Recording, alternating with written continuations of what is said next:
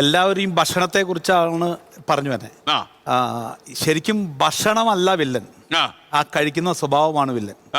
ഞാൻ പാരമ്പര്യ ഭക്ഷണം സാറ് പറഞ്ഞ പോലെ എൻ്റെ ചെറുപ്പത്തിൽ ഇടങ്ങഴിയുടെ ചോറും അതനുസരിച്ച് ബീഫും ചിക്കനും മീനും ഒക്കെ കഴിച്ച് വളർന്ന ഒരാളാണ് ഞാൻ. പക്ഷെ അന്ന് എൻ്റെ ഗ്രാൻഡ് ഫാദർ ഈ പറഞ്ഞ പോലെ രാവിലെ എൻ്റെ ഗ്രാൻഡ് ഫാദർ ഞാൻ ഓർക്കണ്ട, അദ്ദേഹം വെറുതെ ഇരുന്ന് കൊറിക്കണ സാധനം കടലയായിരുന്നില്ല, ബീഫ് വരട്ടിയതായിരുന്നു. പക്ഷെ രാവിലെ 4:30 എഴുന്നേറ്റ് എണ്ണയൊക്കെ തേച്ച് കുളിച്ചിട്ട് രാവിലെ ഹൈറേഞ്ചിലാ അദ്ദേഹം തൂമ്പെടുത്തങ്ങ് ഇറങ്ങുക. എന്നിട്ട് പിന്നെ ഉച്ചയ്ക്കാ വന്നെ. അത് കഴിഞ്ഞിട്ട് പിന്നെ ഭയങ്കര ജോലിയാ. നമ്മുടെ ഓണസദ്യ, നമ്മളിപ്പോ സദ്യ ഉഗ്രൻ ഒരു ചോയ്സാ, ഫൈബറസ് ഫുഡൊക്കെ ഉള്ളൊരു സാധന.